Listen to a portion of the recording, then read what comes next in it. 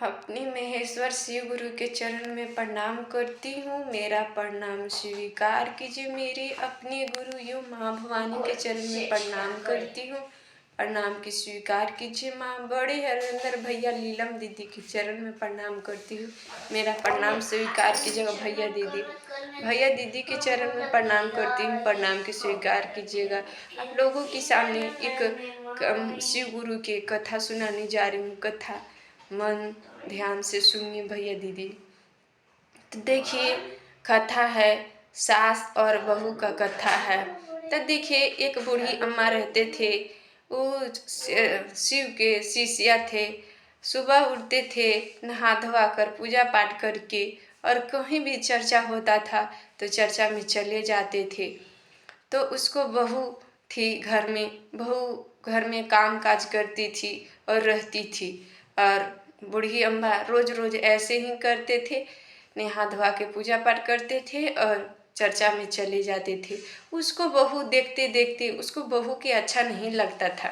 उसको बहू सोचते रहती थी कि कुछ काम काज करती नहीं है और चर्चा में चली जाती है, उठती है पूजा पाठ करती है और चर्चा में चली जाती है। तो उसको बहू अपना पति से कही कि देखिए, ये आपको माँ से कुछ काम काज करवे नहीं करते हैं, और सुबह उठते हैं नहाते हैं और पूजा पाठ करते हैं, और चर्चा कहीं होता है चर्चा में चले जाते हैं। किसे देखिए, हमारे जो बात कर रहे हैं बात सुनी। तो बेटा उसको बोला कि हाँ बोलो क्या कह रही हो।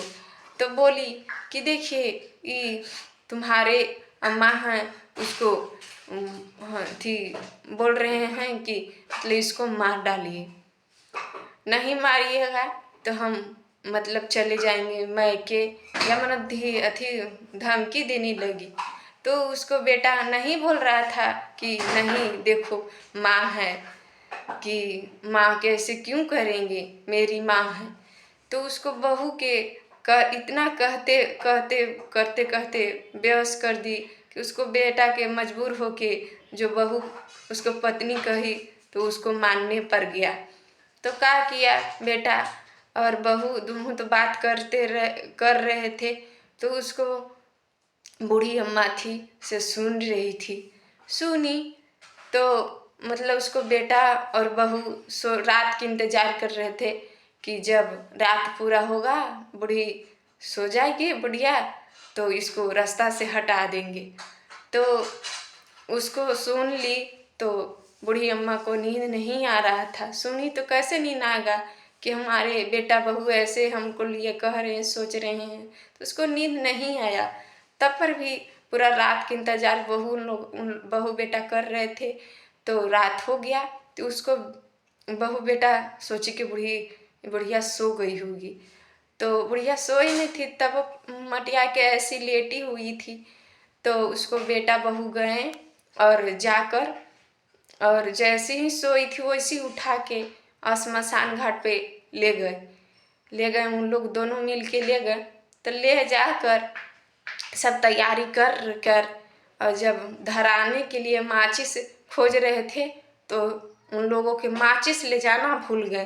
देखिए हमारे शिव गुरु कितना महान है कि उन लोगों के देखिए मेन चीज माचिस नहीं रहा तो कैसे धरेगा, माचिस से भुला दिए, ध्यान में नहीं रखे। तो देखिए उन लोग दोनों बात करने लगे कि माचिस से न लाएं तो कैसे होगा। तो दोनों बतियाएं कि चलो अभी तो रात है, माचिस लेकर आ जाएंगे। तो माचिस लेने घर पहुँची। घर आए तो बुढ़िया तो सोई नहीं थी। का कि मतलब जैसे उठ गई, उन लोग गए तो उठ के और उठ गई, और जैसे उन लोग मतलब किए थे बोझे उझे थे वैसी करके, और बुढ़िया वहाँ से चल दी, भाग आई। और मतलब जाके वहाँ से भाग गए। तो उसको बहू बेटा पहुँचे, गए वहाँ पे और तैयारी करा हुआ था, माचिस ले गए, माचिस से धरा दिए।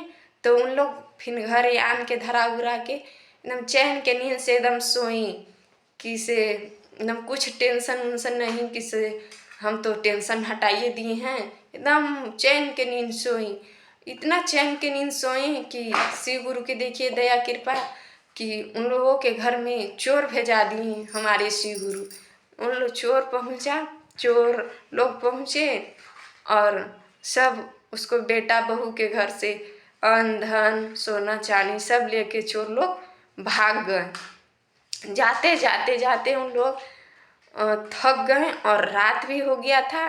तो एक बर के पेड़ था, बरवे के पेड़ पर हम लोग बैठ गए थे।